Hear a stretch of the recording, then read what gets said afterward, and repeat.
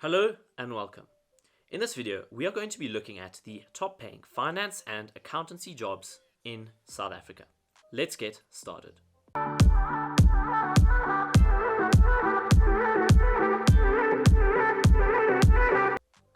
So, quick heads up. The data we will be looking at will be the top paying finance and accounting jobs for 2019 prepared by Ready Recruitment. Now, you may ask yourself, why is he using 2019 data? Which is a fair question. Well, A, I couldn't get my hands on 2020 data in the level of detail I would have liked, and 2, from being in the finance and accounting industry, and considering the pandemic, I can reassure you that there have not been large movements in salaries since 2019. So this data provides a good idea of industry norms. The purpose of this video is to provide insight to prospective university students and anyone interested, really, regarding the top paying jobs. When it comes to any career decision, however, I do recommend that you look beyond the numbers. This should merely serve as a guide. Stick to the end, as I do share my perspective on the South African job market. Please note that the ranking was based on the lowest end of the salary scale for the sake of conservatism. So, in ascending order. At number 5, we have a tie between the product controller and the internal auditor, both with a CASA background and with 1 to 2 years experience as a CASA. And their salary will range from 900,000 Rand all the way up to 1.2 million Rand. So, a product controller is someone who you normally find in financial institutions. The product controller is someone who would usually report to a financial director. Their role would primarily involve a compilation and analysis of the profit and loss account from foreign exchange trades placed by an investment firm such as a bank. A product controller is responsible for analyzing trends, guiding the trading team, and producing reports for relevant senior members. On the other hand, an internal auditor is someone who is responsible for improving the quality of the financial information system and processes followed by a business. Their goal is to ensure that the financial statements are free from risk of error or fraud. Moving on to number 4, we have the Group Financial Manager or Corporate Finance Manager or Treasury Accountant. They all do much the same thing. With a CASA background with 5 years plus experience as a CASA. And their salary will range from 900,000 Rand all the way up to 1.5 million Rand. A financial manager is someone who would ordinarily report to the finance director. As a financial manager, your mandate will primarily revolve around the tasks assigned to you by the financial director. These can range from short-term cash flow initiatives for items such as inventory, trade receivables, and trade payables, to your long-term finance options such as equity and debt. You'll find that the role of a financial manager is very similar to a financial director and CFO, which we discuss later in this list, the only difference primarily being the position in the company. Your work will revolve around cash flow planning and budgeting specific to a company, as well as the production of financial reports as previously mentioned. Now, number 3, we have an equity analyst, preferably with a CASA background with 1 to 2 years of experience as a CASA. Now, their starting salary is at 1 million Rand and goes all the way up to 2 million Rand. So, according to Investopedia, an equity analyst is someone who is responsible for financial modeling and analysis of companies. The focus here is, however, on that of stocks, the shares of companies. They produce research reports, projections, and recommendations concerning companies and stocks.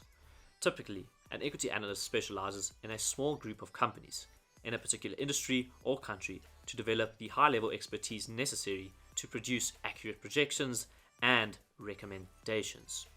These analysts monitor market data and news reports and speak to contacts in the companies and industries they study to update their research on a daily basis.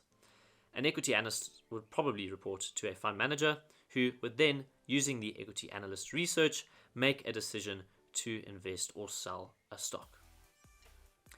At number 2, we have the financial director, preferably with a CASA background and with 5 years plus of experience as a CASA. Their salary ranges from 1.2 million up to 1.5 million. A financial director is someone who reports to the CFO, i.e., this is someone who is just below the role of a CFO. As a financial director, your mandate will primarily revolve around the tasks assigned to you by the CFO. Similar to the financial manager, these can range from short-term cash flow management to your long-term finance options.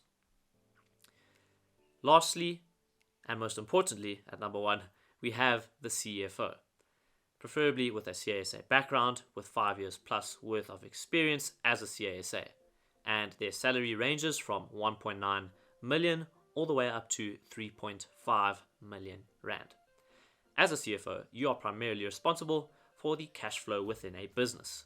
Your job is to ensure that the business has enough cash flow to continue its operations and pay off any debts, and at the same time ensure there is enough cash on hand to take advantage of any potential growth opportunities. You will be responsible for ensuring that the company is able to meet certain cash flow targets, as well as providing solutions that the business can implement in order to improve cash flow. As a CFO, you will work very closely with the CEO. To an extent, the decisions made by the CEO are largely determined by the work performed by the CFO. This is because the CFO is the person who tells the CEO, "Hey, Mr. CEO, we have XXX funds aside for a potential growth opportunity," and based on this, the CEO can then make his or her decision. If the CEO needs any financial data in order to make a decision, he or she is sure to work alongside the CFO in order to obtain this information. And that rounds up the top 5. If you would like more information regarding the top paying finance and accounting jobs, I have included the source for this information in the description box down below. I find this source very insightful, primarily because it provides you with a salary scale based on your level of experience. I've struggled to find data of this sort anywhere else. Nonetheless, I urge you to give it a look. I think I would be remiss if I didn't bring a little bit of reality to the situation. Number 1, the top paying jobs on this list are extremely scarce. Realistically, most of these positions are occupied by people with 10 plus years of experience in their field and a long-standing track record of good decision-making skills. It is not to say that you cannot get there, of course you can, but quite simply, you need to be the best of the best. You also notice that the top paying job is normally attributed to people with a CASA designation. This is not to say that you cannot get those positions without being a CASA. It is possible to do so without the designation. Also, when it comes to actually choosing a career path, I urge you to look beyond the numbers. Look at what you enjoy. Look at the books you read. Look at the YouTube videos you watch. This is the easiest way to know where your passion lies. Now, not to be all about passion and you must do what you love. I understand that some people clearly want to make a significant amount of money, and there's nothing wrong with that. All I'm saying is that the path is much easier when you actually enjoy the work. I think this is well known. Lastly, if it provides any reassurance, we live in a day and age where you do not need to be confined by the degree you study. This is, in my opinion, probably the most beautiful thing that the internet has provided us with, the ability to never stop learning. I also understand that there are many people in this world who do not have the opportunity to go to a university and get a tertiary education. This, unfortunately, is a matter of misfortune, and to be quite honest, I cannot imagine how challenging it must be for those people who do not have the funds, the marks, the privilege. I think it is critical that you get yourself through high school and that you don't just get through, but you excel. I was fortunate to teach at the best university in South Africa, the University of the Witwatersrand, and I was truly inspired by one of my students who I was lucky enough to get to know personally. I will not mention his name, but he was on the side of misfortune, but that didn't stop him. Anyway, he didn't just complete high school, he excelled, and in doing so, he had the opportunity to study at the university. As I speak, he just finished his last year of his degree and is currently doing his CA articles. The key is that he excelled in high school, and I recommend to any of those on the downside of advantage and relying purely on courage, that this is your best chance.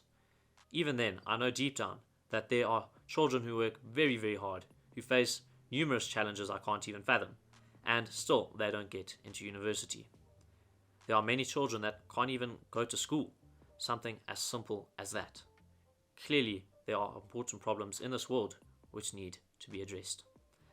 That concludes this video. I hope you all enjoyed it, and I will see you all in the next one.